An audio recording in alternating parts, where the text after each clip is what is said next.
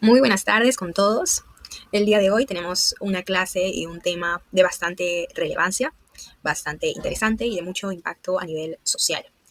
El día de hoy yo puedo transmitirles esta información, los conocimientos con respecto al tema a presentar, debido a mi capacidad para comunicarme, ¿cierto? Esta capacidad de todo ser humano que es completamente vital para cada uno de nosotros, ¿no? Podríamos decir que la comunicación es como una piedra angular de la experiencia humana. Muy bien. Sin embargo, eh, en todo este complejo entramado de lo que es la comunicación, muchos individuos se ven enfrentados a desafíos relevantes y significativos que comprometen esa habilidad vital de la que yo les comento, ¿no? Los trastornos de comunicación, un conjunto diverso de condiciones que van a afectar esta adquisición y también la expresión del lenguaje, se van a manifestar como barreras que obstaculizan este proceso del intercambio tanto verbal como no verbal. Entonces, desde las primeras etapas del desarrollo infantil hasta etapas más avanzadas de la vida, estos trastornos pueden presentarse de diversas maneras, ¿no? Y van a plantear siempre preguntas fundamentales como cuáles son sus causas, de qué manera podemos identificarlas y de qué manera también podemos intervenirlas o abordarlas, ¿no? Entonces, en esta sesión de clase, no solamente vamos a buscar brindar esa información para su conocimiento, sino también para promover un análisis y llevar a una mayor concientización, quizás promover un poco más la inclusión con esta información que el día de hoy vamos a poder compartir con ustedes, ¿cierto? Y de esta manera poder respaldar inicialmente a aquellos que enfrentan este tipo de desafíos comunicativos que se derivan de los trastornos de comunicación. A continuación vamos a pasar a desarrollar el marco teórico de los trastornos de la comunicación. En primer lugar vamos a hablar de las teorías cognitivas. Acá se propone que el desarrollo del lenguaje se lleva a cabo de una manera gradual a lo largo de las diversas etapas de nuestra vida. Asimismo, es importante destacar que este desarrollo cognitivo inicial ocurre sin la presencia de este lenguaje, el cual vamos a mencionar más adelante, y pues que un bebé, un ser humano en desarrollo, va a adquirir información a través de diversas experiencias, como sabemos que son el juego, la imitación, la representación mental y diversos conocimientos. Y esta información, pues, es limitada. Entonces, el lenguaje se va a convertir en una herramienta crucial para separar este pensamiento de la acción. Es ahí donde uno de los autores más resaltantes, en este caso Piaget, menciona que el lenguaje se va a convertir en el medio natural para representar objetos ausentes y eventos pasados. Desde el inicio de la etapa preoperatoria que él propone y a lo largo de las diversas fases del desarrollo, pues el lenguaje va a representar diversas funciones. Entre ellas, pues va a ayudar a resolver problemas, a codificar situaciones pasadas que van a tener cierto nivel de similitud y va a ofrecer nuevos esquemas alternativos. A continuación vamos a pasar a hablar sobre las teorías innatistas.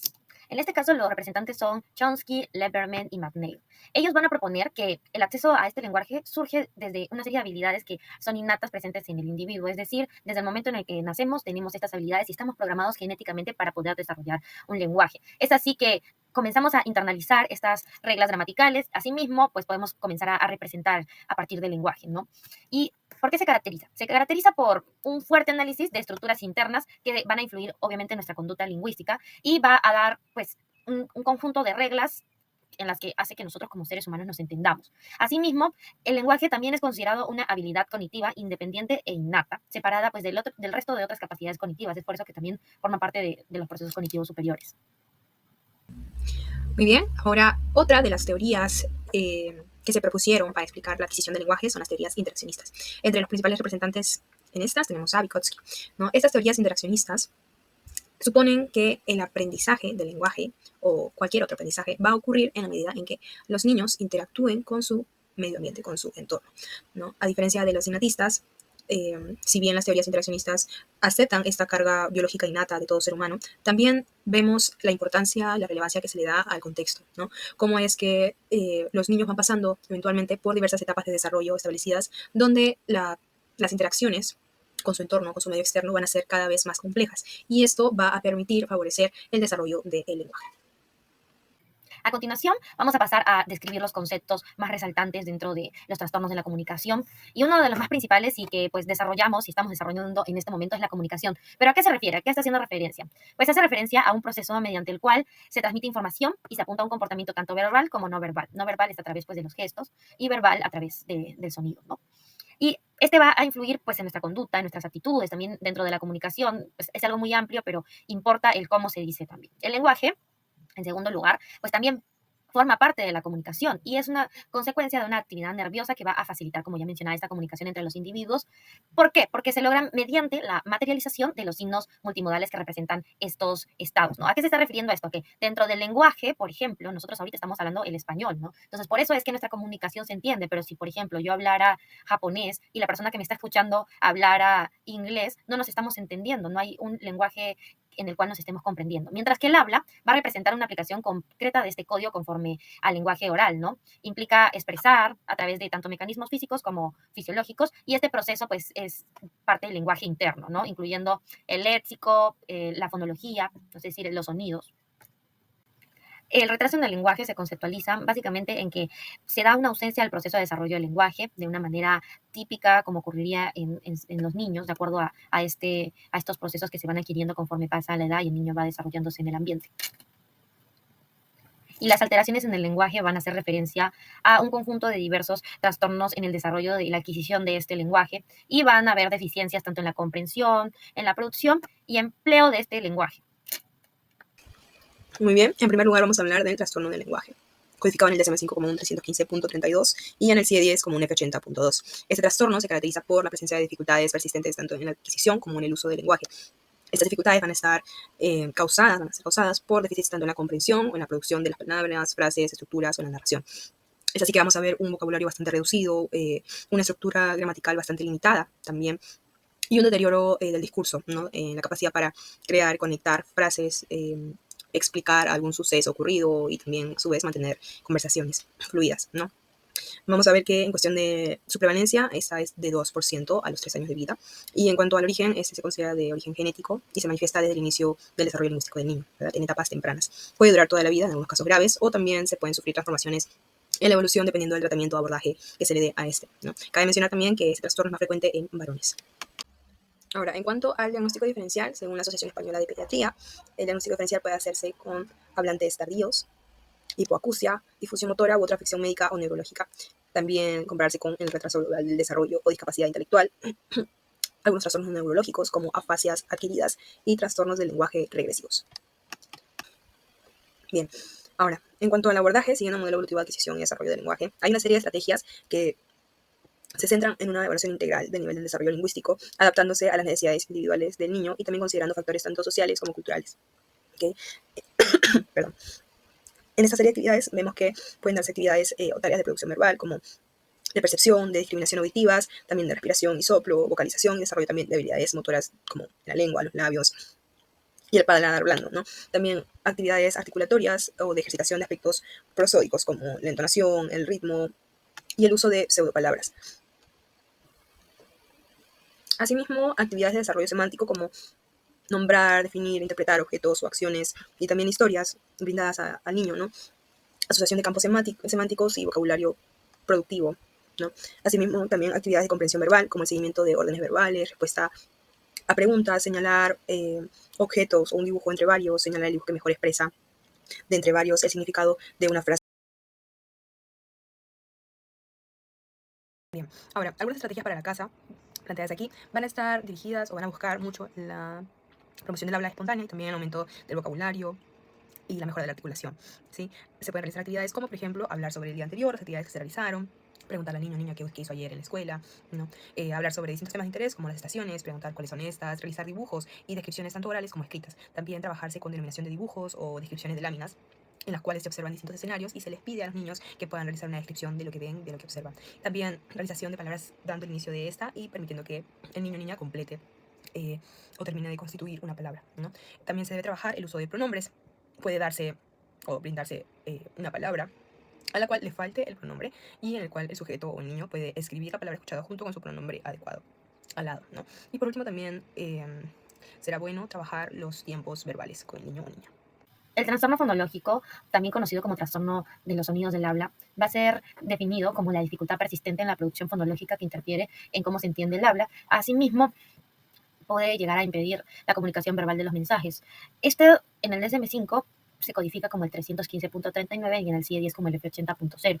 Dentro del DSM-5 se tiene que cumplir con los criterios descritos a continuación. En este caso, el A habla de una dificultad persistente en la producción fonológica que va a interferir con la inteligibilidad del habla o va a impedir pues esa comunicación de los mensajes. En segundo lugar, la alteración que va a causar pues, limitaciones en la comunicación de manera eficaz y esto va a intervenir a nivel social, académico o laboral. La letra C habla de un inicio de síntomas en las primeras etapas del desarrollo, ¿no? Que ya mencionábamos en el pasado, y también de unas dificultades no atribuibles a afecciones congénitas o adquiridas. El trastorno fonológico tiene mayores probabilidades de presentarse en hombres que mujeres. Asimismo, entre el 3.5 al 5% de los niños tiene posibilidades de presentar este trastorno. Y también se observan índices de heredabilidad altos, que se van a denominar entre un 0.5 a un 0.75%, lo cual denota que sí hay una implicación de los genes en estos trastornos en general de la comunicación. En cuanto al diagnóstico diferencial, en el año 2022 la Asociación Española de Pediatría señala que podría darse variaciones normales en el habla, una hipoacusia o deficiencia sensorial, también deficiencias estructurales, disartria, que en este caso se va a referir a alteraciones en el habla justificadas por un trastorno motor, o mutismo selectivo, que nos habla también de un trastorno de ansiedad con ausencia del habla en uno o más contextos. En cuanto al abordaje de este trastorno fonológico, vamos a presentar el método bombardeo, que va a consistir en hacer que el niño escuche un sonido o clases de sonidos o palabras que pues, van a contener un sonido objetivo. En este caso, ¿qué se pretende? Introducir al inicio de diversas sesiones de intervención de este lenguaje. Van a ser nuevos sonidos que se estén trabajando o incluso en actividades del hogar o de la vida cotidiana. Y este es propio para niños de entre 9 meses a 24 meses. Entonces, entre las estrategias básicas se va a encontrar la colocación fonética, que supone pues una colocación física de las articulaciones del niño. En segundo lugar, el feedback táctil, que trata de que el niño toque un punto de su articulación del sonido o otras partes pues, de este aparato fonoarticulatorio. En tercer lugar, el feedback visual, que supone darle al niño ayudas visuales para la realización del almacenamiento de este sonido. Para las estrategias de apoyo en casa, se va a sugerir actividades que tengan orientación a la reorganización cognitiva, debido a que estos trastornos fonológicos tienen su origen en el área cognitiva y, bueno, la terapia obviamente va a ser foco en ello, ¿no? Se proponen cosas como jugar con las rimas, contar las sílabas, separar y aislar sílabas. En este caso, también las peticiones de clarificación o alteración del mensaje, para ello también se proponen ciertos mecanismos, como por ejemplo clarificar a partir de qué, cómo, repetir la palabra una vez más. El feedback positivo, que en este caso pues, sería adoptar una actitud positiva ante acontecimientos comunicativos del niño. También adaptar nuestro lenguaje al niño. Para ello, pues, utilizar una entonación adecuada, hablarle despacio, tal vez más de lo habitual, sin romper obviamente esta entonación. También potenciar y favorecer los intercambios comunicativos del niño, como atender y escuchar sus intentos comunicativos, adoptar una actitud positiva frente al niño cuando pues, ejerce el lenguaje e intenta comunicarse. Bien, ahora otro de los trastornos a abordar el día de hoy es el trastorno de la fluidez de inicio en infancia. Este va a ser caracterizado por alteraciones en la fluidez en la organización temporal del habla, que van a caracterizarse por una repetición constante de sonidos, sílabas o palabras monosílabas, la prolongación de sonidos de consonantes y de vocales, así como la constante fragmentación de palabras. El bloqueo en el habla audible o silencioso, circunloquios, producción de palabras con exceso de tensión. Cabe mencionar también que la alteración puede causar ansiedad al momento de hablar o limitaciones en la comunicación y en la participación social y en distintas áreas de la vida del individuo, ¿no? Como la académica o la laboral. Entonces, asimismo, esta alteración no puede atribuirse a un déficit motor o sensitivo, ni tampoco asociado a daños neurológicos. Cuanto a las causas, vamos a ver que hay un 60% de los pacientes con este trastorno que tienen una predisposición genética a poder presentarlo, ¿no? Pero, sin embargo, se halla igual que hay una interacción de factores fisiológicos, ambientales y genéticos. Así también se halla un componente emocional. Por último, en cuanto a la prevalencia, se halla que un 1% de la población adulta presenta este trastorno. Bien, ahora, en cuanto al diagnóstico diferencial, de igual manera, según la Asociación Española de Pediatría, debe realizarse un diagnóstico diferencial con el déficit sensitivo, disfluencias normales del habla, efectos secundarios de la medicación, disfluencias de inicio en el adulto, síndrome de Tourette, taquifemia, tartamudez neurogénica y tartamudez psicógena. Ahora, en cuanto al abordaje, se proponen estrategias o técnicas basadas en el condicionamiento operante, teorías del aprendizaje motor, aprendizaje social, procesamiento del lenguaje, así como técnicas de relajación muscular. Sí, aquí se va a promover la disminución de la velocidad del habla, realizar movimientos articulatorios lentos, prolongados y también relajados. Minimizar esa tensión en la articulación, reduciendo el tartamudeo, promoviendo el habla rítmica, ¿no? En la cual se va a dar una sincronización de sílabas y también palabras, siguiendo un determinado ritmo marcado por el especialista. También promover la disminución de la longitud y la complejidad de las frases. Esto va a reducir la posibilidad de que se presente el tartamudeo también. Realizar un seguimiento del habla en coro, ¿no? Por modelado, seguir la vocalización de la otra persona, en este caso el especialista. También estrategia de cancelación. Intencionadamente, cuando el tartamudeo se presente, parar y volver a iniciar la pronunciación de determinada palabra o frase. Y por último, tener un control en la respiración. Y como mencioné anteriormente, técnicas de relajación muscular, como por ejemplo relajación muscular progresiva de Jacobson. Por último, algunas estrategias para trabajar en casa pueden ser controlar el lenguaje, que este no sea complicado, que puedan incorporar frases cortas y palabras sencillas que no requieran demasiada exigencia progresivamente, ¿no? Hablar lento con inicios suaves y prolongados e incluir palabras de enlace o de pausa con entonaciones dirigidas al niño o niña. Hablar de temas que impliquen hacer narraciones cortas y sencillas y referirse al juego o acciones del presente. Esto nuevamente para promover el habla espontánea por parte del niño, ¿no? Hablar con él de juegos, juguetes que se esté compartiendo, con este también resulta productivo. Y utilizar juegos que requieran habla lenta, hacer pausa. Recordemos que la comunicación en los niños siempre va a ser parte del juego, ¿no? Entonces podemos usar este a nuestro favor en ese sentido. Por ejemplo, utilizar el juego de la tortuga o del esquiador, donde el mismo juego obliga a imitar la velocidad lenta o alargar los sonidos producidos, ¿no? Y eso. El trastorno de la comunicación social pragmático es definido como la presencia de dificultades persistentes en el uso social de la comunicación verbal y no verbal. En este caso hay una ausencia de interés y comportamientos restringidos y repetitivos. También se da que no se debe atribuir a una afección médica o neurológica. También no se explica mejor por un autismo ni discapacidad intelectual. También entre sus principales características se va a resaltar el uso de la comunicación para propósitos sociales, como por ejemplo saludar, compartir información de manera apropiada en un contexto social. Ahí es donde va a haber una mayor dificultad. Hasta el momento, pues no se conocen datos exactos acerca de la prevalencia precisa de este trastorno de la comunicación social, pues porque se ha agregado recientemente al DSM-5. También se habla mucho de antecedentes familiares de este trastorno del espectro autista, trastornos de la comunicación y trastorno específico del aprendizaje. Van a aumentar el riesgo también de padecer este trastorno de la comunicación social. Como se mencionó hace unos momentos, en el diagnóstico diferencial, según APA 2013, pues vamos a poder presentar también algunos que se encuentran dentro de este mismo grupo de trastornos del neurodesarrollo, como lo son el trastorno del espectro autista, el trastorno de déficit de atención, o también otros como, por ejemplo, el trastorno de ansiedad social, conocido también como fobia social, y también la discapacidad intelectual o trastorno del desarrollo intelectual, o retraso general en el desarrollo. Para el abordaje en el trastorno de la comunicación social, se habla de modificar aquellos factores contextuales que actúan como barreras y mejorar aquellas que facilitan la comunicación y la participación. Para ello también se van a proponer dentro de su metodología una comunicación aumentativa y alternativa que trata de complementar o de reemplazar el habla con los símbolos asignados, ¿no?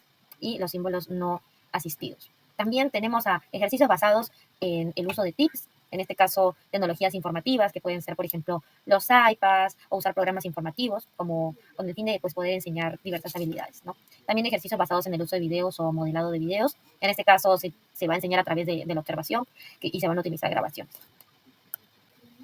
Para las estrategias de apoyo en casa se van a proponer diversas actividades como realizar inferencias de colores, también desarrollar un uso social de la comunicación tanto verbal como no verbal. Por ejemplo, se propone una actividad llamada Actores por un acto. En esta actividad los padres van a plantear una situación en la casa de diverso tipo y se va a intentar ejemplificar esta situación. También se va a buscar entender los rasgos relacionados con la comunicación no verbal como lo son los gestos, las miradas. Y por eso la actividad se llama Soy un mimo. Y en esta actividad los padres van a ayudar a interpretar a través de mímica, ¿no? Entonces, ahí un poco cómo se va a ir desarrollando. A modo de conclusión, como hemos podido ver, estos trastornos en la comunicación van a constituir obviamente un desafío complejo que va a afectar a los individuos que presentan estos trastornos en las diversas etapas de su vida. Además, es importante obviamente reconocer la etiología, si involucra o no factores genéticos, ambientales y también cómo vamos a generar una interacción efectiva con los demás, ¿no? También es importante destacar que existen diferentes enfoques de intervención, terapias especializadas, así como estrategias educativas, y estas estrategias de apoyo deberían ser implementadas de manera temprana y continua, con el fin de generar una adaptación más pronta y resolver estos pequeños conflictos que van ocurriendo conforme se irán presentando, ¿no? También se habla de la importancia de mejorar las habilidades de comunicación para poder facilitar básicamente la participación en nuestra sociedad, ¿no? Y también es importante que se dé desde un enfoque integral, donde se considera la diversidad de factores que se involucran en optimizar este desarrollo y el bienestar de quienes presentan estos desafíos en cuanto a la comunicación.